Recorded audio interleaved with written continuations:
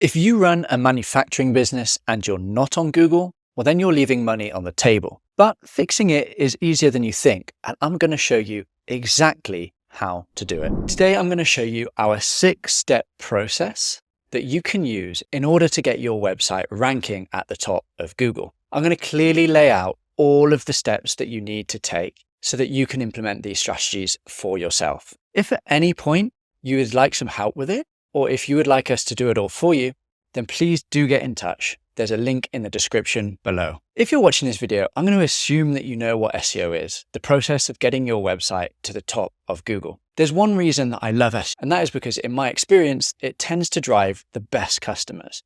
If you think about it, the customer that is searching for your service or product is going to be the best type of customer because they're going to stick around longer, they're going to convert better on your website, and because they've already decided that they need your service. So without further ado, let's dive into this 6-step process. Step number 1 of any good SEO strategy is keyword research. This is the process of understanding what do people actually search on Google in order to find your type of business. Doing solid keyword research will help us position our website for the right terms. After all, there's no point in building a website and having a strategy around a keyword that nobody searches. I mean, what is the point?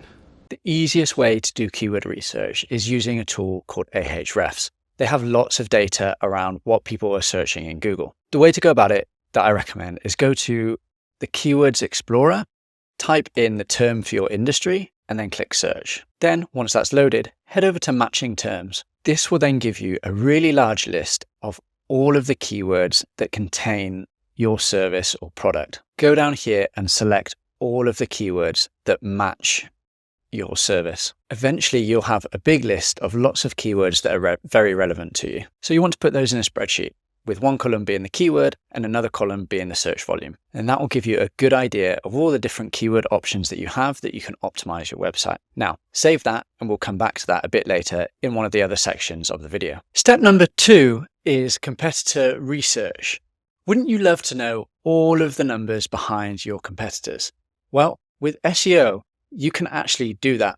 You see, there are certain tools that we can use, such as Ahrefs, that show us all of the SEO metrics that our competitors have, such as how much traffic they're getting, their backlinks, all of their strategy. So we can really use that to our advantage, and it will help inform our own strategy. The way that we can do our competitor research is we can go back to Ahrefs or another similar tool, and we can type in the URL of our competitor. I'm just going to pick a random business here just to demonstrate. So we go to Site Explorer, we type in the URL, and then that will give us all of the metrics of this business. So here we are, we can see all of the different metrics. Now, a lot of this might be confusing for you, but I'm going to run through it one by one.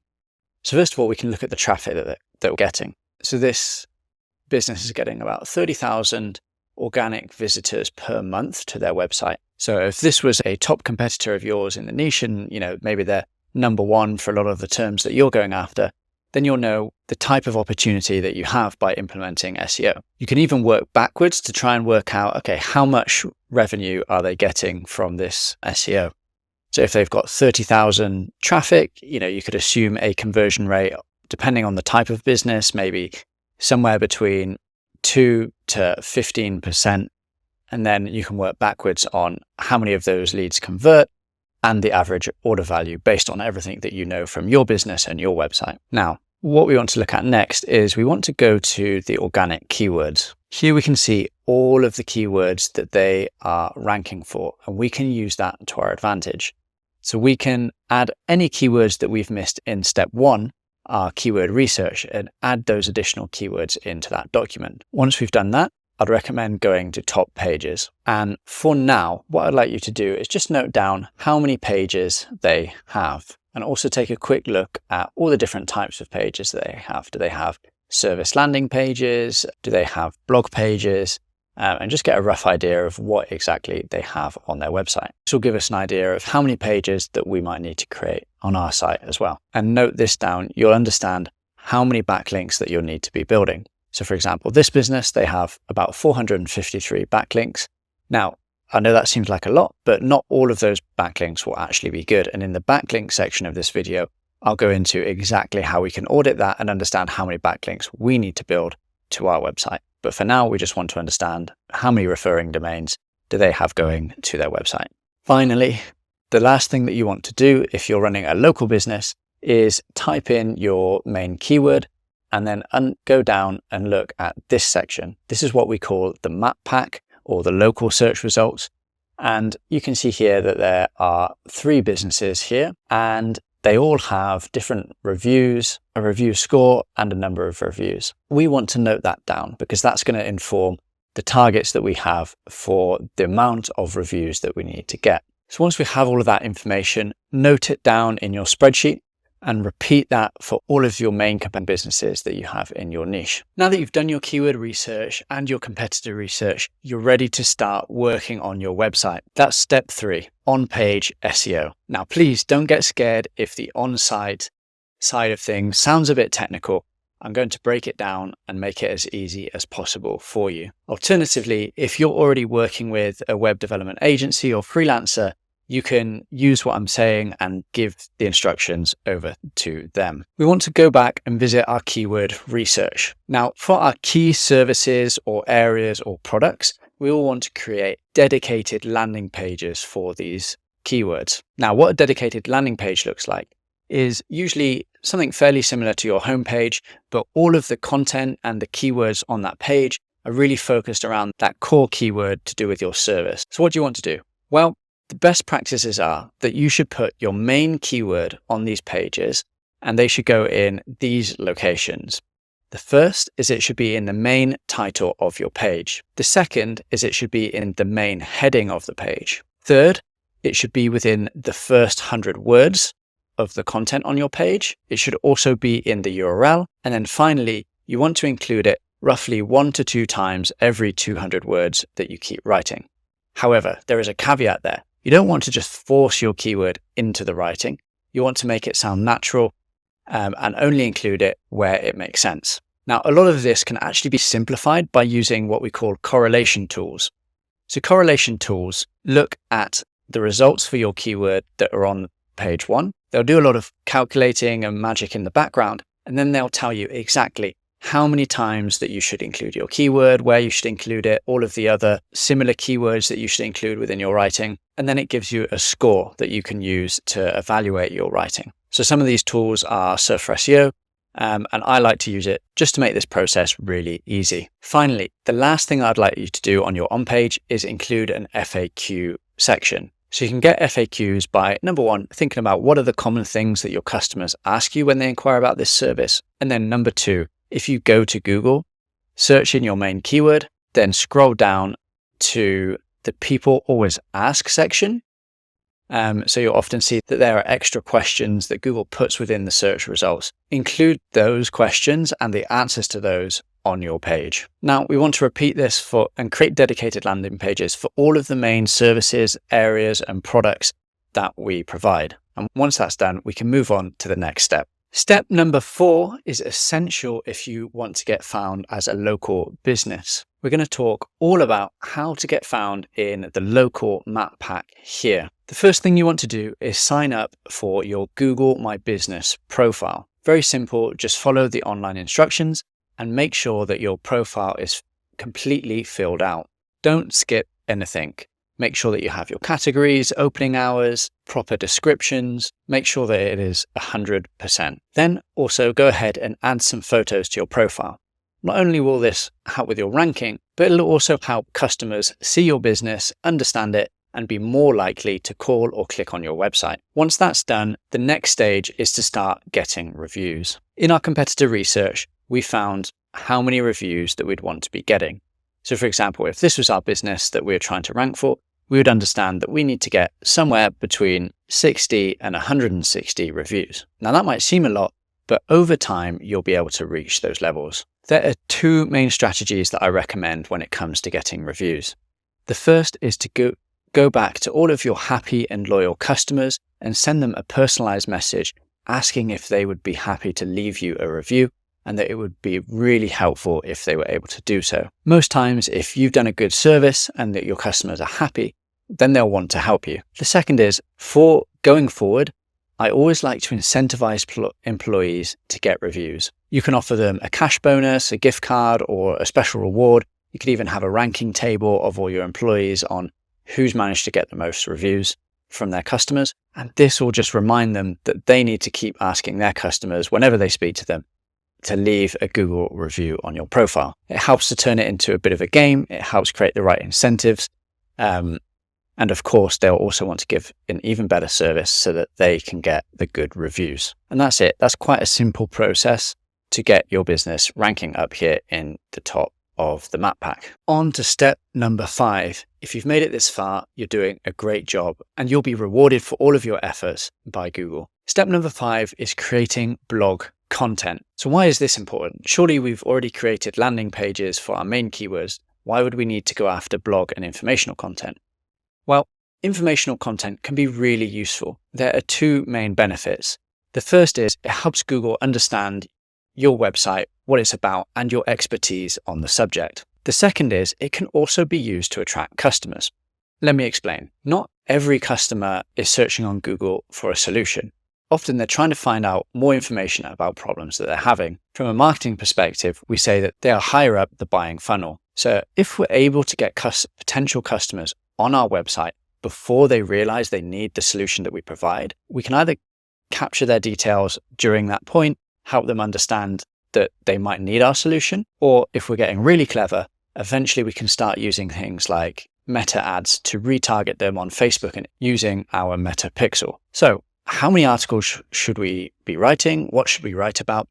Well, the first thing is we want to understand how many articles our competitors have written. So go back to your competitor research notes from step 2, look at how many pages they have and how many of those pages are informational blog articles. We'll want to write about the same amount, but let's try and go a little bit further and write even more, maybe say 10 to 20% more. In terms of what we should write about, well, we can write about exactly what our competitors have been writing about, but you can also revisit step 1 to understand what informational keywords there were in your niche. When you're doing this, remember, if you can, use a correlational tool like Surfer SEO, and if not, then just remember the best practices of a keyword in the title of your page, a keyword in the main heading, in the first 100 words, in the URL, and 1 to 2 times for every 200 words that you write. Now, it can seem very overwhelming if you have to write lots and lots of blog articles. What I'd recommend is breaking this down into a monthly target. So instead of having to write, say, 20 articles in month 1, what you can do is split that over 6 months and maybe write 3 to 4 articles per month. That'll help it be a lot more manageable. But if we do have the option, I always prefer to batch create all the content up front.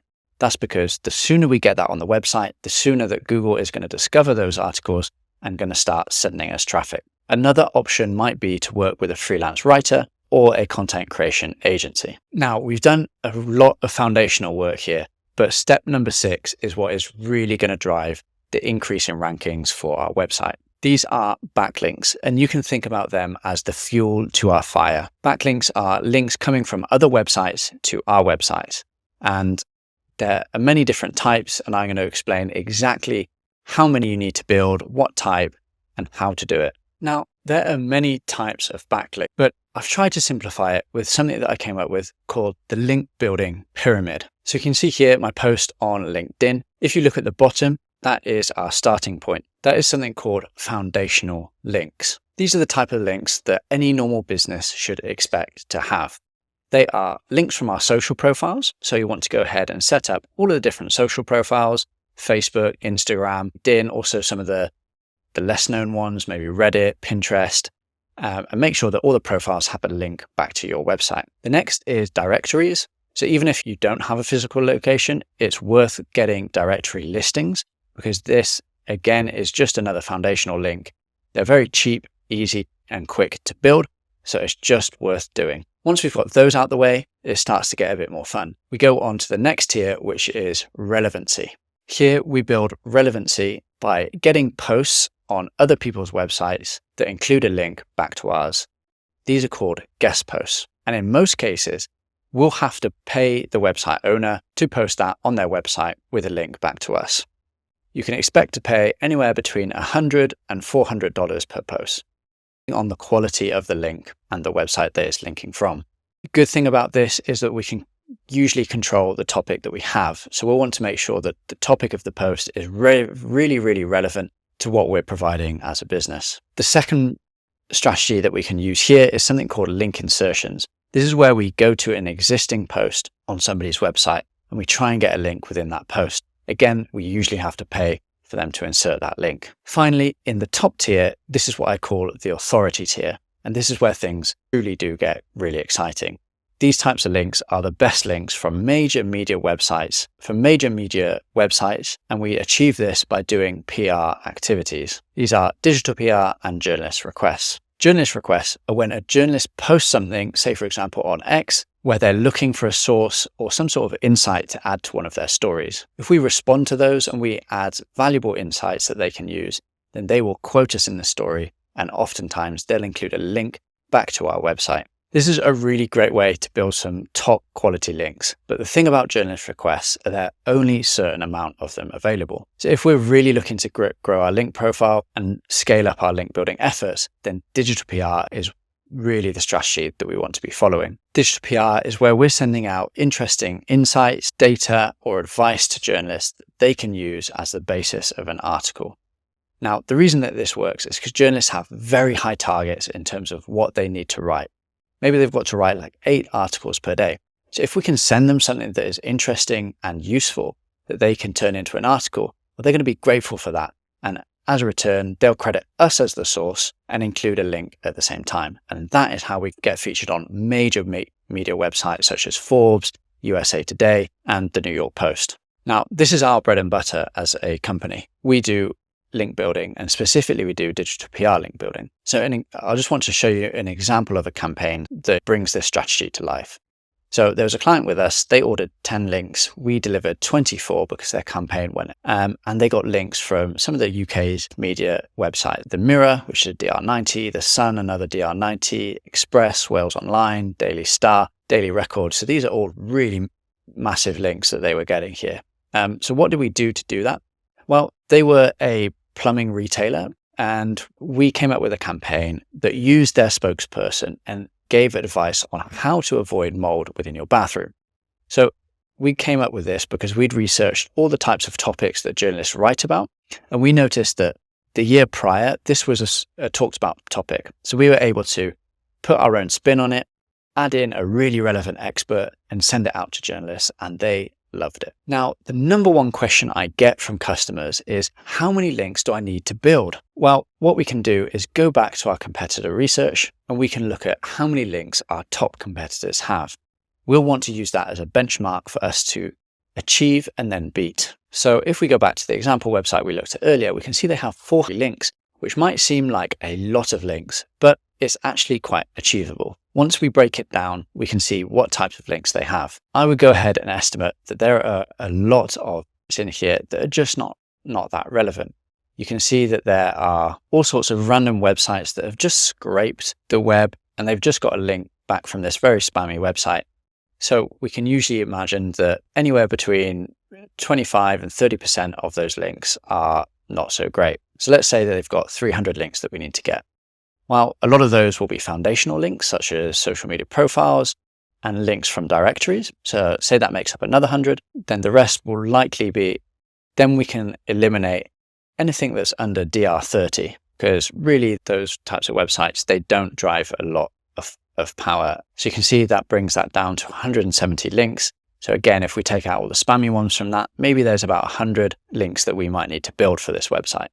We can go ahead and do an analysis to see, okay, what sort of DR ranges do they have? How many links do we need to build with each DR range? And then work back from there, how many guest posts and link insertions we might need to get, and how many links from the press we might need to get. So if that does seem a bit confusing, any potential client that we take on, we do a free audit. So just get in touch with our team and we are more than happy to do an audit, come up with a link building plan for free, no obligation. You don't have to use us. You understand the types of links that you need to build, how many you need to build, and if you were to follow a link building plan with us, how much that would actually cost. So there you have it, all 6 steps of the SEO process. It's worth noting that SEO can be a long-term process.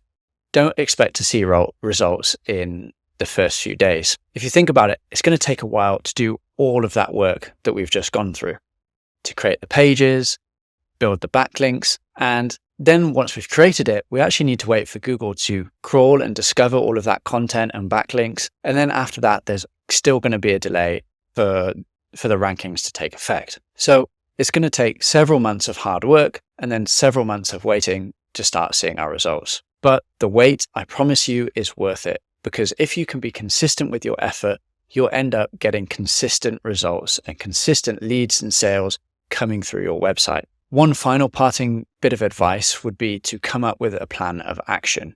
You don't have to do it all in week one. You can break it down into much more manageable chunks. For example, each month, how many articles are you going to write? How many links are you going to build? How many reviews are you going to try and get on your Google My Business profile? Doing that will make it easier for you to hit your SEO goals, and it will make the workload much more manageable. So there you have it, everything you need. If at any point you want some experts to handle it for you, just get in touch with me and my team, and we're more than happy to do it. Just click the link in the description. Thanks for listening.